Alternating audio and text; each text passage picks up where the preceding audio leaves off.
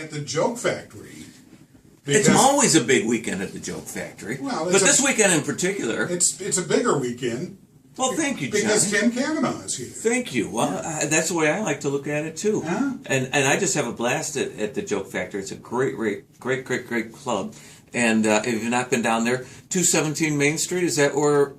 Okay, yeah, there you go. Because he moves it every so often. Jay Carter, who is the owner and proprietor, has joined us in the studio, but I'm hogging the microphone, so he's not allowed to say anything. But it's a really good club. And tonight, overnight.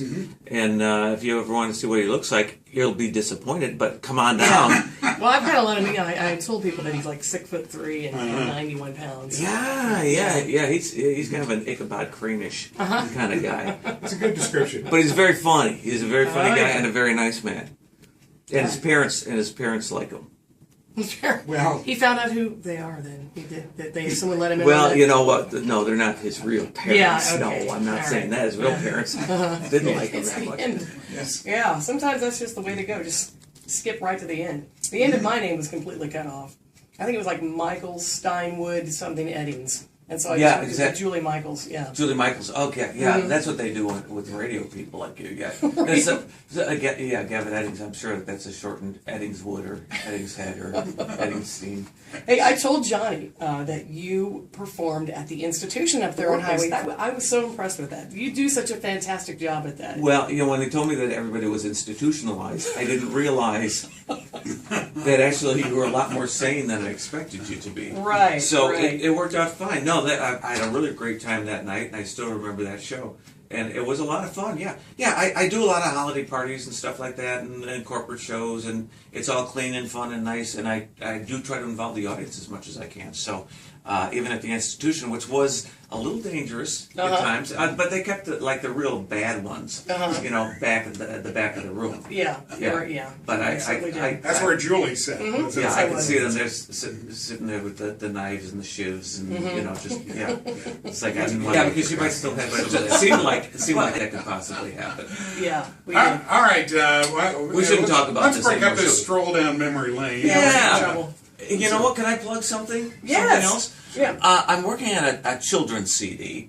And I know, Johnny, you look at me like that is really wrong. But I'd like to do a quick little tune from the... So, ultimate pandering band. You know what? That's good. Yeah, you know what? Not enough of the bands are doing that. That's right. I've been trying to get groups like I keep telling Journey they could have a new hit here at Evansville if they just sing our call letters. Yeah. To make it part of the title of the song. Right. Great idea. Yeah.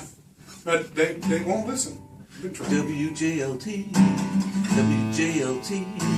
It's my favorite radio station that I'm on right now. Yes. All right, I gotta work on Tim Cavangh on the WJLT song. Now, did I say anything out loud? Could you hear it? That was that was the radio edit version of it. Oh, good. That was Okay. Good. Yeah, that's good. Yeah, so, I can do it with just about any letters of the alphabet. I bet you can. K or W's, either one. So did you park next to my flying dress? Did you see it out there? I saw it out there, and I was wondering whose it was. I know. We're not going there. I did. I'm so excited about this. Telling Tim Cavangh that I bought a flying dress just very similar to the one that Lady Gaga's had. But size 6, very nice. No, that's one leg.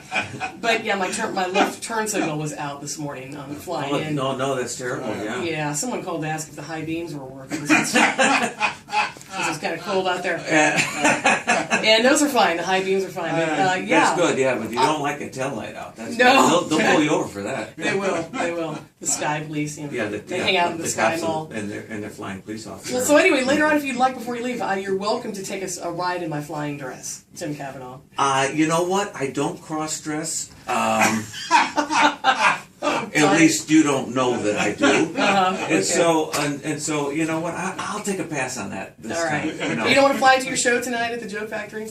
You know what? I'll just drive, I think. Yeah, especially get the tail light fixed and maybe I'll think about it. Okay, all right. That's all I need is that kind of trouble, getting pulled over in a strange town. That's I'm not from here. Rivertown. Lots of trouble in Rivertown. That's right. No, once they say I'm from Illinois, are you kidding me? Oh, yeah. Yeah. It's not going to be good for me. That's true.